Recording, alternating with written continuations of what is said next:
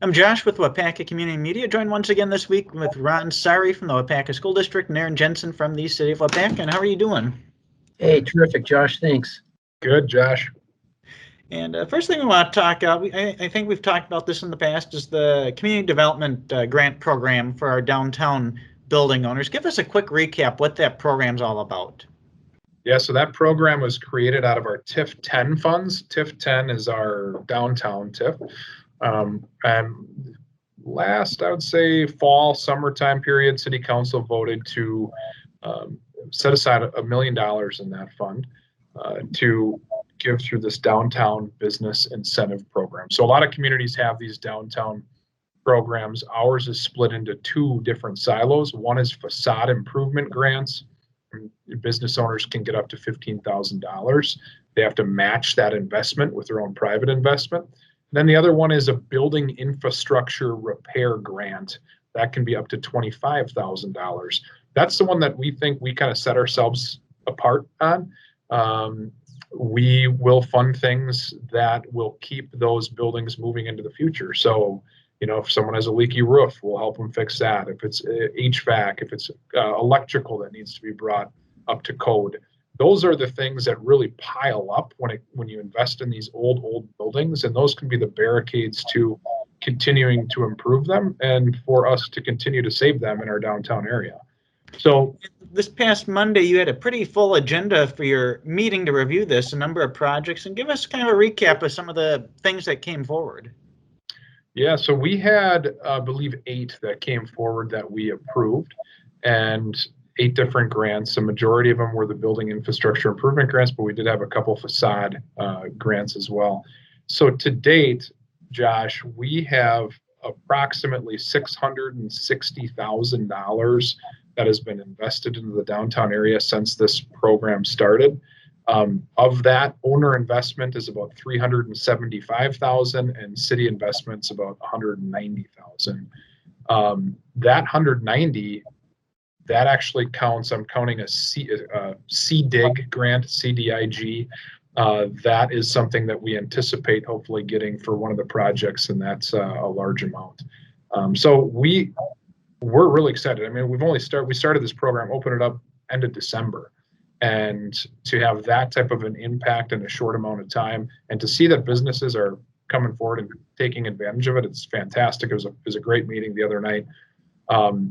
And we're seeing things that wouldn't have happened otherwise. And I think that's the key. And we want to encourage everyone that hasn't taken advantage of it or hasn't got an application in or is thinking about it to come talk to us. We'll work them through that process. And then also, once we get them through that process, we'll get them to our building inspectors and zoning and make sure that that's all worked through as seamless as possible too. So yeah, it's a good story to tell so far, and we're only a few months in. So I know there's more details posted online on the Main Street Project page, downtownwaupaca.com. So if you want to learn more before stopping in, that's a good resource as well. We'll shift gears to the school and to Ron, who follows all the data with COVID because he's got to make good decisions for the school. And you've got a couple pretty good numbers to report, a couple good milestones, some zeros on that list. So tell us what's going on. Hey, thanks. It's always nice to have some milestones.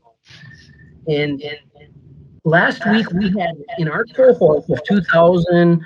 445 individuals. We're talking staff and students, that cohort of 2,445. We had 0 positives in that cohort all week last week. So 5 days in a row. That has never happened before since COVID broke. And pretty excited about that. That's a big milestone. We've been averaging, I guess it's been a little plateau the last couple of weeks across the county between 2 to 3 positives over the 14-day average, which puts us about in the neighborhood of where we were last year, early June, mid-June, in that ballpark area. So we like the way things continue to go and the way things are headed. When I compare ourselves with our number of classroom teachers, we keep track of that a little bit separately, how many classroom teachers are out on any given day. And typically we had a 0 here or a 0 there. maybe 2 zeros in a row. But the last 10 days, Josh, the last 10 days, we've had zeros 10 days in a row, which has never happened before. And my guess would be to attribute that to the fact that over 81% of our staff are vaccinated, and our doctors have said that we have reached herd immunity with the staff. So having 10 days in a row with zero staff, classroom teachers, I mean, is pretty incredible for us. It's kind of cool to see that them going through the vaccination process appears to me making a good impact in the schools to keep them safe.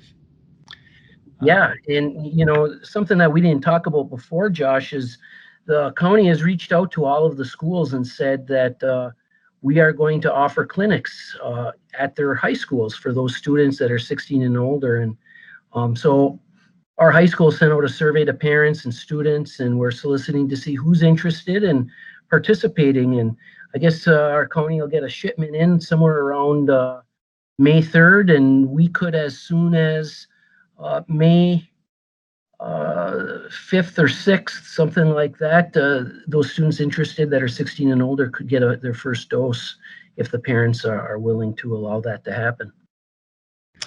You know, we talk about the vaccine with your staff, the future vaccine coming up with your older students, the ionization system that's in the school, and with how the data is looking, you know, we've kind of touched on it a little bit, graduation, prom, 8th grade promotion, that stuff's gonna, what's the plan for that? They are going to take place inside, and we are very, very excited about that. And we truly believe we can do these safely inside. And we think that ionization system really gives us an advantage because it purifies all of the air. Every 12 minutes, the air is 100% purified. So we're talking it's taking out the viruses, the bacteria, the pathogens, the allergens. Personally, you know, working in it all year, I feel better. I never got a flu this year. Never got a cold. And maybe it's attributed to the fact that we have these ionizers in all of the HVAC systems in every room and every building in our school district. Well, it's great to hear the good data that's coming up and that you're able to make progress to how things are operating. And I remember about a year ago how disappointed the students were that there wasn't going to be an in-person graduation. And it's cool to see that you're headed in a direction that the students are going to like. Yeah, you know, it is so important for everybody, adults and students, to, as much as we possibly can safely, get back to a more sense of normality from a mental health standpoint, getting the kids to have that closure, that ceremony, and knowing that we can do it safely inside, and prom as well. That's a benchmark that we're able to reach as well, Josh. So we're very grateful our board approved that. And when you think about prom and your high school graduation and the upcoming vaccine clinic, that all times out really nice too for those students that are in that age group. So that's. Yeah, you're exactly right. And I don't believe in coincidences. I think it's all happening for a reason, and we continue to remain positive. Cool. Well, Ron, Aaron, appreciate the update this week, and we'll talk again soon. You're welcome. Take care, Josh.